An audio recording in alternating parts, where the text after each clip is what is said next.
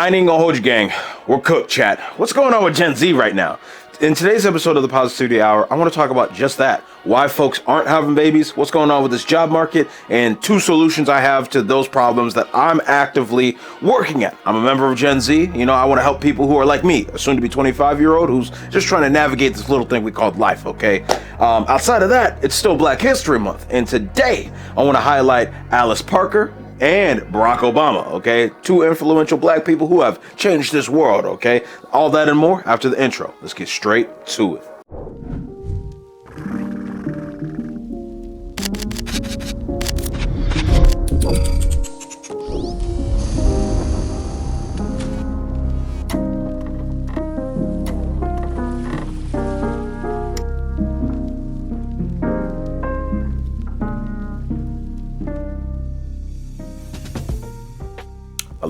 I like that. We're going to keep that one. Welcome to the podcast. And thanks for being in here. Thanks for liking and subscribing. Thanks for being yourself. Thank you for a bit of your time. And let's just not waste it. Let's get straight to the information, because today, like I said, I want to talk about how we can actually help people like myself, you know, soon to be 25-year-old Gen Z person out here just trying to navigate this world. You know, today I want to talk about, you know, the kids, you know, what's going on with that, why folks aren't having kids, you know, what were kids in the past compared to now, so on and so forth, as well as the job market as a whole. You know, I want to talk about, you know, what folks are really doing out here that makes it difficult for folks to get a job. So, yeah. Before we get into all that, let's do the time capsule. Time capsule. All right, like I said, for today's time capsule, we got 2 individuals. One, Alice Parker, and the second, Barack Hussein Obama, okay? The Hawaiian black president of mine, you know what I'm saying? And it's a beautiful thing. I say all that to say, let's talk about Alice, okay? Alice Parker, I'm gonna pull up her information on my phone here, is known, and mind you, remember, I'm making this podcast in February. It's pretty cold. My furnace is on. I'm pretty sure where you're at in this world, it's pretty chilly. You know, we got some people in the southern hemisphere. I guess it's, you know, fall or getting towards that before it's winter or it's the tail end of summer. But nonetheless, okay, if you have central heating, natural gas heating, it comes from this woman here, Alice H. Parker, okay? It's crazy. She was born in Morristown, New Jersey, 1895, okay? And she died in 1920, which is crazy because in 1919, she patented what we are using today, the natural gas central heating furnace. That's insane, okay? I'm going to speak a little about her early life, you know what I'm saying? Parker attended Howard University Academy, a high school associated with Howard University, and it was awarded, you know, a certificate with honors in 1910, not the 1910s. According to census data, Parker was a cook in the kitchen at Morristown, New Jersey, and lived with her husband, a butler. Although her death is unknown, it is said she died due to a fire or a heat stroke or something of that kind. That being said, we're here to talk about not only her life, but her contribution to the human race and artificial heating outside of, because, you know, as it says here, the gas central heating system had yet to be developed in her time. So people were still using like wood furnaces or oil lamps, things of that nature. And Parker felt, quote, that the fireplace was not enough to keep her and her home warm during the cold New Jersey winter. So she designed the first gas furnace that was powered by natural gas and the first heating system that contained individually controlled air ducts that distributed heat evenly throughout the mother trucking building, okay? Parker's heating system used independently controlled burner units that drew in cold air and conveyed the heat through the heat exchanger. This air was then fed into individual ducts to control the amount of heat in different areas. What made her invention unique, okay, was that it was a form of zone heating where temperature can be moderated in different parts of the building, okay? Like, think about like the dual zone climate control in your car, okay? But this is for the crib. And she did this in 1919. That's insane. I could keep going, but I would just link some resources so you could really read up on Alice here. But this is an amazing African American who, in a time where the country was still calling her a colored and couldn't drink out the same water fountain, really contributed something that has impacted humans literally 100, and what's that, 7 years later. I'm grateful my furnace works. It barely works. We need a new one, but it works. And shout out to her for coming up with that design to where I can close this vent and magically the downstairs receives more heat. I could open my vent and now I get all the heat. You know what I'm saying? So yeah, shout out to Alice. The second person I want to talk about in today's time capsule is my former president. Okay. Former president. Okay. And Donald Trump is our former president too. We'll talk about Donald one of these days. Okay. But today is about Barack Obama, and particularly I have a video I want to watch with y'all about Barack Obama's achievements while in office. Okay. I'm not here to talk about his politics. I'm just here to talk about cold hard facts and about what transpired and what my guy was able to do with his 8 years in the office. And yeah, let's just get straight into it. So Darshaun, put the video on the screen and let's get ready to watch. 3, 2, 1, go. When President Obama took office in 2009, the country was in an economic freefall. Unemployment is now at 4.7%. 82 straight months of job growth. That is the longest 82 months. Let's keep going. Streak ever in the history of our country. Under President Obama, the high school graduation rate in this country hit 83%. That's the highest it has ever been. 83%. Let's keep going. Highest it has ever been in the history of this country. Under President Obama, we have had the first drop in the federal prison population in decades. Under President Obama, after a concerted effort by his administration, homelessness among American veterans dropped by half. Under President Obama, 16 countries around the globe gave up every last ounce of their highly enriched uranium, taking away the risk that it could be stolen or misused to assemble the core of a nuclear weapon or to make a dirty bomb. President Obama, in 2011, ordered the Navy SEALs into Pakistan on that mission that killed bin Laden. Under President Obama, banks can no longer use your money that you deposit in that bank to make risky bets for their own profits. When President Obama took office, the deficit was about 10% of our GDP. It is now about 3%. Under President Obama, our controls and use on your money you deposit in that bank to make risky bets for their own profits. All right, I'm just gonna end it there. Okay, I don't want to hurt the people's feelings in the back. Okay, like these accomplishments are incredible for anybody. Okay. It doesn't matter if they're the first black president, okay? It doesn't matter if they're the first, mixed race president. It doesn't matter if they're the first, Hawaiian president. It doesn't matter, whatever. Like if Donald Trump did these things, I would clap for Donald Trump, okay? If George W. Bush did half of these things, I would clap for my boy George, okay? If my boy Herbert Hoover, the president, I'm from Iowa. He's the president from Iowa. So, and his presidential library and all that is literally 40 miles to the east of here. You know what I'm saying? From where I live in Cedar Rapids, or some distance, maybe it's slightly longer than that. I'd clap for that boy. But it's just not the case. What Obama was able to do was not only black greatness, it was historic in the nation's history. Okay. And we're just going to leave it at that. So that's all I got for today's time capsule. I hope you are having a great Black History Month, because next week we're going to talk about next week we're going to talk about the Montgomery Street Brawl. And then I was like, wait, this is the positivity hour. We can't do that. We're going to talk about something positive next week. So just keep on keeping it on. Let's get to the main topic.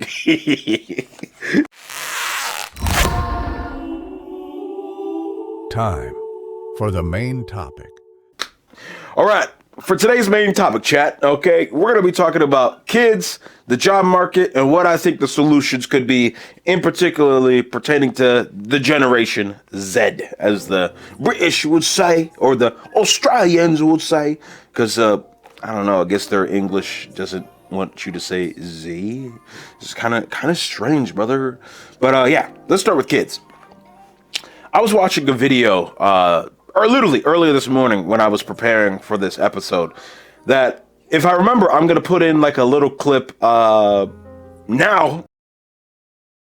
According to the CDC, U.S. birth rates have now fallen to the lowest point in American history, with Gen Z having over 50% fewer kids than the 1950s. But when childcare costs more than rent in all 50 states, while 60% of Americans can't afford a minimal quality of life, it raises a question: how is Gen Z expected to have kids when they're struggling to afford even the most basic costs of living? While headlines frame the nation's declining birth rate as a shocking phenomenon driven by individual selfishness, as if genuine care and investment has been given to any emerging generation over the last 40 years, the reality is that this trend has actually been building for over 2 centuries, as economic conditions have continuously redefined the true cost of having children. Throughout early industrialization, children were not viewed as a personal choice, but as an economic necessity tied directly to national power and household survival. In a 1791 report, Treasury Secretary Alexander Hamilton argued that children who would otherwise be idle could serve as a source of cheap labor, helping build a domestic manufacturing base capable of competing with Great Britain. Even in agricultural settings, children predominantly functioned as economic assets, as they provided the necessary physical labor, while also serving as informal childcare for younger siblings. We can see this ideology was also replicated in Europe, with historians studying proto-industrial France, discovering that multiple sources of household income, combined with the fact that children became profitable at an early age, encouraged marriage and large families across both towns and rural areas, as industries not only sustained larger populations, but actively incentivized families to have more children as a means of surviving on minimal wages. Even throughout the Gilded Age, with overall birth rates being cut practically in half through rapid urbanization, the underlying incentive for working-class families remained unchanged. An analysis of Philadelphia households found that children contributed between 28 and 33% of total income in native-born two-parent families. For Irish and German households, those figures rose as high as 46 and 35%, forcing both parents and children to be largely opposed to child labor reforms, not because they supported exploitation, but because they were financially dependent. However, unlike the working class households who were consistently fighting just to keep their heads above water, middle and upper class families had the luxury to prioritize the long-term outcomes of their children. According to the study, Fertility Decline in the United States, by 1930, women married to men in professional and managerial occupations had 18% fewer children than those married to farmers, as larger families were increasingly viewed as an economic liability, as having fewer children allowed families to afford a better quality of life, often in the form of an improved education, and sometimes even a college education, all in hopes to position them for upward mobility in an increasingly stratified society. Suggesting real birth rate decline did not start with selfishness. It began when children stopped being seen as economic assets. And as we are once again seeing wealth inequality widen dramatically, we're unfortunately beginning to see elements of this dynamic reemerge. Between 2019 and 2023, the Department of Labor reported an 88% increase in overall child labor violations, alongside a 31% rise in children employed in hazardous conditions, predominantly among lower income and migrant households. But for the majority of young people today, they're doing exactly what they were raised on. If you can't afford to have kids, don't have them. And they were talking about how, like, in particularly, what kids were used for like 100 years ago was literally a survival mechanism, because you were able to use your kids as like informal daycare or a way to literally provide money. And as the video was stating, you know, in some families, the kids in their little side hustles or their newspaper routes or whatever they were doing, child labor in a factory, it literally contributed in some households almost half of the income. Now, obviously, laws have changed, times have changed, how we view kids has changed. And as they were speaking a little bit in that video, in the past, middle class people viewed kids almost as a luxury, and we need to like set them up for the future, where working class families had to use kids as a means to an end. It's just we had to make these little joints because they're free labor workers that can work the field and get us food, you know what I'm saying? And obviously there are more people in the middle class now than there were 100 years ago. But the middle class people are also being stretched financially, which is why I think Gen Z is struggling the most with the kid epidemic. And that's why they say birth rates are at an all-time low, because we as Gen Z and just most people in this world right now are struggling with an unaffordability crisis. You know what I'm saying? Unless you got locked in on some fixed rate mortgage, or you got some handout or some gifted equity, or you got, lucky enough to be in a location that had a few good paying jobs, but the cost of living is still low. You're out here struggling paycheck to paycheck, no matter if you have a rental situation or a proper mortgage and you own your home situation. You're struggling for food, because the processed stuff could be cheap, but if you want to eat the healthy stuff, then you got to give up on your entertainment. And it's like, if we give up on the entertainment and the art and the culture, what kind of life are we living when that was something the previous generations were able to live with? And I think not having access to as much money as middle class people is contributing to that problem. One, because, I still think that lower class people are still popping them babies out regardless, and they're finding a way, because not only government assistance like WIC and food stamps, but also there's just, I don't know, like you just find a way to thug it more, and as a person who comes from a lower income background, like I could say we definitely thugged it, but my mom had 5 kids and we made it work. What I'm saying? There was never no food, there was never no water, we never went without anything, but it was a struggle bus. And I think a lot of Gen Z, not myself, right here, have experienced too much in this world, and they're like, I don't want to thug it with the kid. And that gets me to the next point within the kids, which are, they're just less desirable. We're working class people, like literally like if we needed to like watch ourselves or something like that, we could do that, what I'm saying, on the DL or whatever. But it was just like, hey, don't open that door for nobody, okay, we'll be back in a few hours type beat. What I'm saying? Where like a lot of the middle class people, they're talking about $2,000, $3,000 a month for childcare or this or that, because there's 2 working parents in the house, or this or that. And it's just it leads to undesirability because you financially can't afford it, and it's just a burden. And that leads me to my third point, which is, it's just not a necessity. Okay. Obviously, there are still people having kids out here. Obviously, as me, a Gen Z member, an ambassador for the generation. Okay, you could say, I want to have 10 kids. Okay, I'm gonna do my part and pass on the bloodline. Okay, but yeah, I just want to let you know that I'm only going to be able to do that due to my solutions that we're going to talk about later. All that being said, let's talk about the job market now. I think Gen Z is struggling a lot in the job market because of 3 main things, okay? 1, folks just aren't actually hiring, okay? Let's just keep it a buck, okay? For a Fortnite V-Buck. Number 2, entry-level positions are a scam, and no one's actually trying to hire an entry-level person anymore. And 3, a lot of folks are trying to focus on like finding a purpose or an actual a way to contribute passionately and benefit the world in a meaningful way. You know what I'm saying? And a lot of what we're doing these days, and especially in the United States, in retail especially, it's just cannon fodder. It's just stupid, irrelevant stuff that objectively won't even matter in like 2 months when that new trend goes out of style, and now they have to lay off 20 people because no one's buying the product anymore. So let's break that down. Instagram farming clip over. Not hiring, okay? Obviously, I have a job, okay? I drive a bus. I get paid pretty well to drive the bus, but I'm also trying to be an entrepreneur, which is one of my solutions we'll talk about later. A lot of people, though, are, going to college and they're getting psychology degrees, they're getting business degrees, they're getting, education degrees, this thing, all of these things and more. And they're getting into the real world and they're finding out that, there's a lot of job postings out here, but people just aren't trying to fill.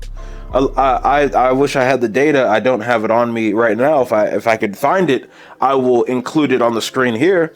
But the amount of people in this world, especially HR departments, hiring agencies, who are trying to boost company shares and stock prices just by showing that they're hiring these positions, or they want to expand the company to make it look like it's doing well, but actually not hiring anybody, or just having like AI like create postings of jobs that they think they need filled, or this or that. Like all of this and more contributes to this larger like folks, like objectively speaking, aren't actually hiring, and it's kind of a problem. You know, it's kind of a situation we need to work through as a population, because, you know, if you want people to have kids to replace the populations, the least we could do is, you know, be a contributing member of society and get paid enough to, you know, live life and have a family.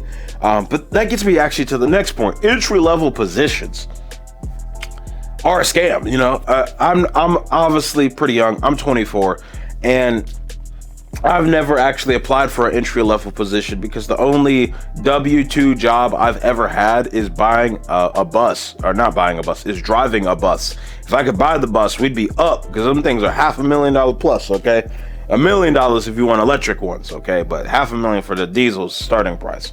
And let me tell you, I mean, you just need a high school diploma for that, and you're gonna be making like $30 an hour. You know what I'm saying? That's why I tell everyone, if you don't know what you want to do with your life, go get a damn CDL, gang. Okay, go drive a dump truck, go do a school bus. Okay, go do the trash collector. Okay, go drive a city bus. Whatever it is, them CDL jobs hit. Go drive a semi truck. You know, some companies are paying 10 G's a month. Okay, 2,500 a week. Okay, you're gonna be working. It's gonna be long hours. You're gonna be sitting. You're gonna have to make sure you hit the gym afterwards and do a stand-up break. But I'm telling you, like, you can get some money. But in the corporate world, yeah, bro, entry-level positions are over. A lot of entry-level positions in the past were like, think data entry. You know what I'm saying? Think about just like filing papers. Like I had this little job, like in high school, I was like a file clerk, you know what I'm saying? I'm sorting paperwork. I'm doing all of this and that in a law office. You know what I'm saying? Like jobs like that just don't even exist anymore because everything's digital these days. Or so it's just like stuff like that, you know, like the entry level positions. Like if I wanted to be a lawyer, that's how you would get your foot in the door to be around lawyers and be around paralegals and be around people in this world who are trying to do, or who are doing what you're trying to do. But now those entry level positions don't exist. So now when you look at like the coding industry, for example, think Google or Microsoft or Amazon web services, things of that nature, and they're looking for coders. They're not even, their entry level position now requires 3 to 5 years of coding experience. Where the hell do you get 3 to 5 years coding experience if I just got a 4-year college degree and I can't get anyone to hire me? Does my college degree of learning how to code not count for that? You know what I'm saying? And a lot of people are finding out that it doesn't. And if I can find the clip of this video I was watching, it broke this down perfectly about how like a lot of people fired due to AI because they thought AI would be able to, you know, write all the code and they would just need to hire a few people to manage it here and there. Where what AI did was write some code that was super simple and super basic and super repetitive. So if you broke one link, it all collapsed. But when human coders code, it literally is more complex. And yes, that does drive up cost, but that means if a link breaks, the whole building don't topple over, okay? Don't topolino, okay? And yeah, a lot of companies are now trying to hire back the people they lost, but they're the same people saying we need entry-level junior coders with 3 to 5 years experience, and that's why the average age of first hires now, or air quotes first hires for these companies, it's like 35. They're not even looking at people my age. They're not even looking at Gen Z. They're not even looking at the next generation.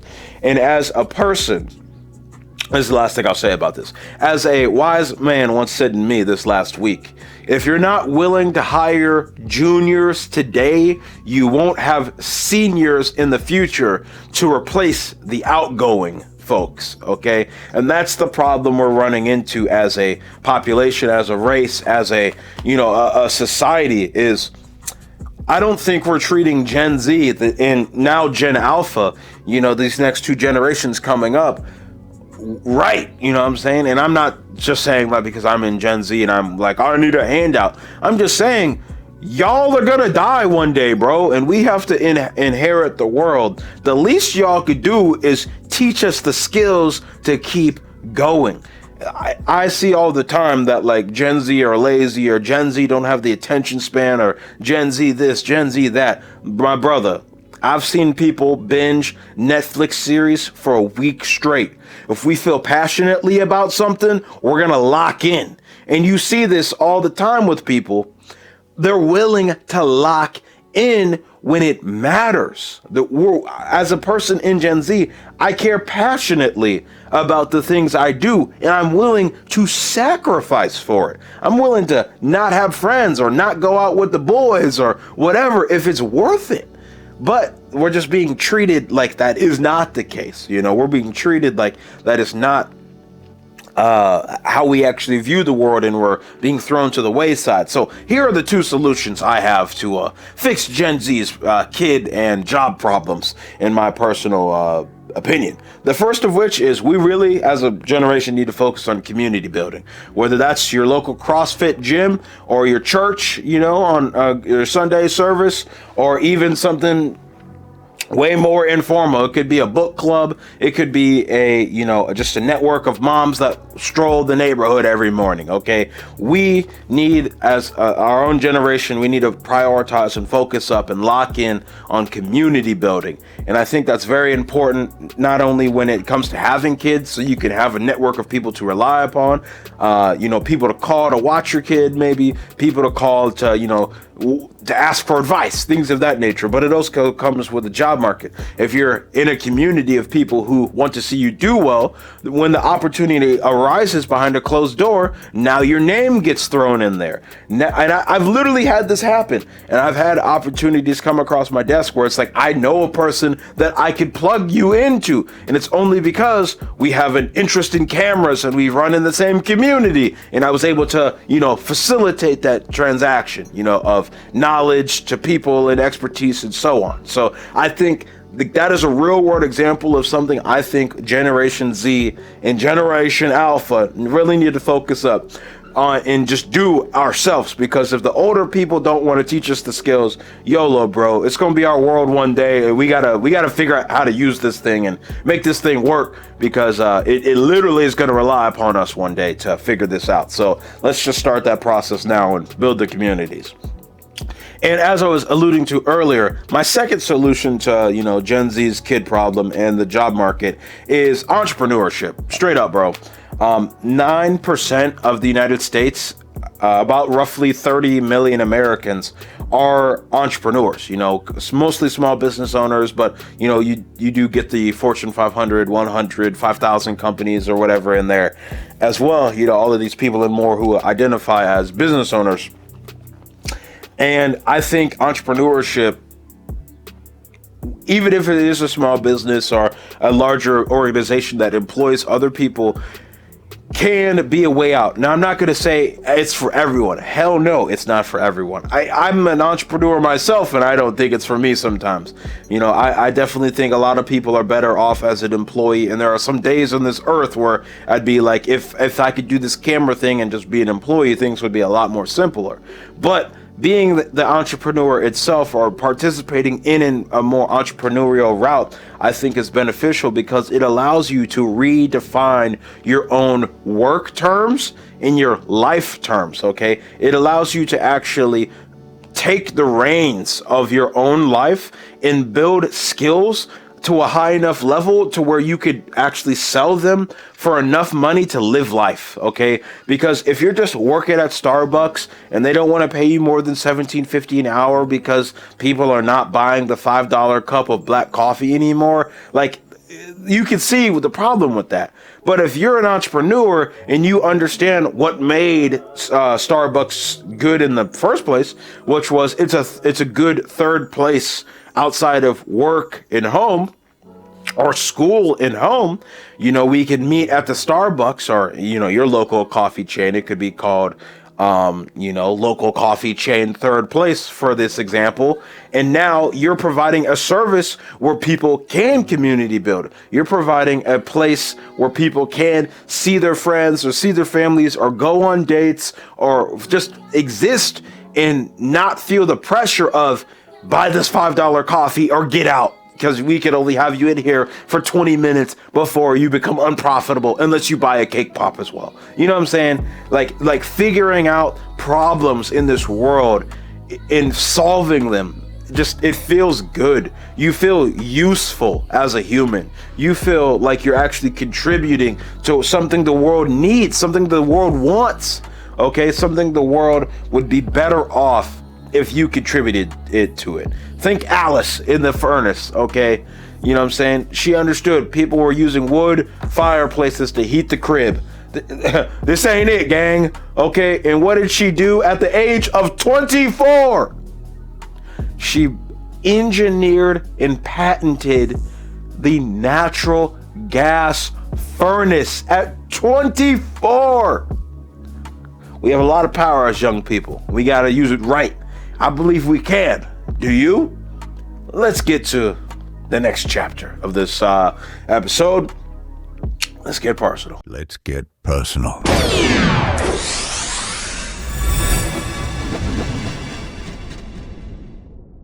All right, for today's Let's Get Personal, it's pretty nice, short, and sweet. But this last week, way better than the week before it. Not gonna lie, QuickBooks was still kicking my ass. Okay, let's just keep it a Fortnite V-Buck. But when I started this week off, I went into it with the mindset of like, okay, I've seen the layout. Now I just need to like charge myself up and get ready to go to war, bro. And I did, and I still didn't come out winning, but it reaffirmed me that I just need to make more money so I can pay someone to figure this out. And that was a beautiful realization. It really moved me along, okay? Because this last week, I had realized that these last like 3 weeks of my life, it was like, you know, if you use myself as the analogy as like a car, let's just look at it like that. My wheels were just spinning in the sand. They were just spinning in the mud, you know? And at some point this last week, I was like, brother, I just got to move on, okay? Like my taxes aren't due tomorrow, my QuickBooks is good enough, it's not going to be perfect. You know what I'm saying? I don't make enough money to where I'm going to be audited like that tomorrow. And I have, enough paperwork to, cover this, and I'll just make enough money to, figure it out later. You know what I'm saying? That doesn't mean it doesn't matter, but that just means that like I took the steps necessary to actually move myself forward and actually start to work on, lead generation and things that would, provide more money for my business and, really just help me be great. So this upcoming week, it's going to be a whole lot of blog posts on the website for SEO, a whole lot of just going through my hard drives and finding all of the great photos I've taken and just posting them. Like posting, not even daily, just posting as much as I can. It could be multiple times a day. It could be once a week. I just need to get my work out there. I need to run ads to it. I need to, reach out to past clients and see if they need new photos or just what. I just need to do the thing, okay? And this last week, the ideas were running. And more importantly, I was like, okay, I'm done working on this back-end business stuff. I need to progress. I need to move forward. I need to become better. I need to, elevate and just do something else with my life. And it was great. It was like a big weight off my shoulders, to be honest with you, to keep it a Fortnite V-Buck. And it's a beautiful thing. So thanks for listening to the Let's Get Personal. Let's get some wisdom from here, OG.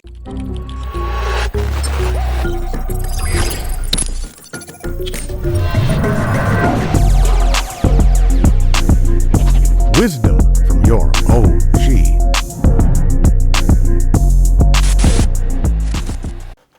Today's wisdom from an OG actually comes from the OG himself, Alex Hormozi, okay, our Iranian American friend, I didn't know this. He's from Maryland. He's from Baltimore, but now he lives in Las Vegas. And he had this quote that he was talking about in this video he posted last week that I was watching yesterday, actually. And oh my God, homie, I forget the context fully. You know, I probably should have wrote down the context. I just wrote down the quote because the quote was hard. But he was talking about the concept of, like, people who are doing better than you are not the people that are criticizing you. And what the quote that he used here was, quote, "The only people who have shit to say are the people who have time to say it, because they're on the sidelines doing shit, as in jack shit. They're not doing anything with their life."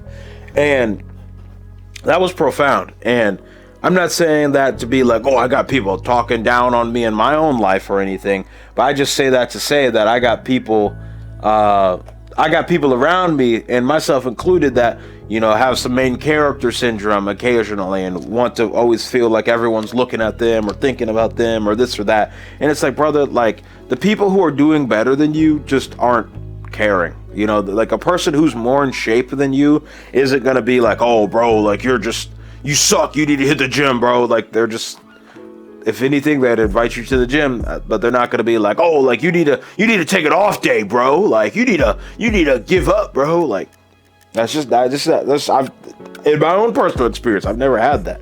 People more in shape than me just want to see me do better. People that have more money than me want to see me do better. People who have achieved more in this business world want to see me do better. They see me as a young person in this world who's trying to be like them. Why would I not? I try to help you out.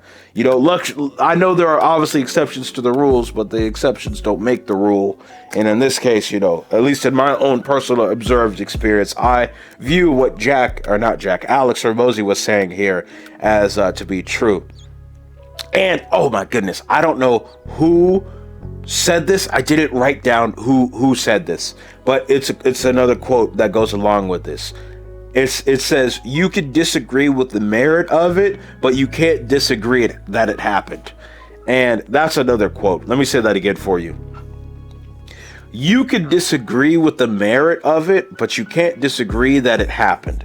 Think about, like, I don't know, like some controversial topic. Like the ICE protest, okay? Like, you could disagree with the reason why they're protesting, but you can't disagree with the fact that someone died, okay? That's a fact, okay? That's a hardcore fact, and we just gotta acknowledge that and keep pushing. So, yeah, I could keep going. I could keep saying more on all of that, but I think that's enough for today's podcast. Yeah, for next week's topic, ladies and gentlemen, more Black history. I can tell you that for sure. Maybe one of these times I'll actually come up with an interesting story to tell you. But yeah, today, I don't know, Gen Z was just talking to me. And as a member of Gen Z, I wanted to talk about two things that are on my mind, which are kids and the job market, and what I think can, you know, help people be better. And like I said in the main topic, I think that's community building and helping people like you, informally and formally, be great and build that sense of camaraderie, you know, amongst people like you in the same age range, but also just taking control of your own life. Just go the entrepreneurial route and solve problems. You get paid handsomely when you solve very complicated problems. And I think we would all, as passionate people who want to have purpose in this life, I think the people who entrepreneurship is right for should do it, because there's nothing more rewarding than being able to solve someone's problem for them and see them cry, or solve someone's problem and make them more money, or whatever it is, you know what I'm saying? So yeah, for today's outro, yeah, I'm your host, Darshaun Smith.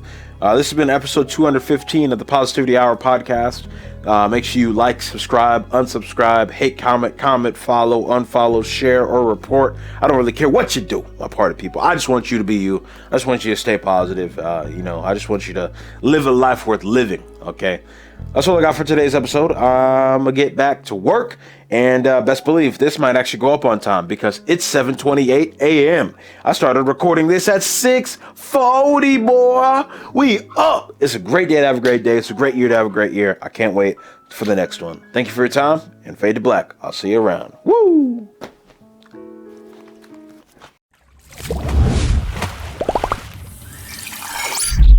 DSP. We capture moments. Fine,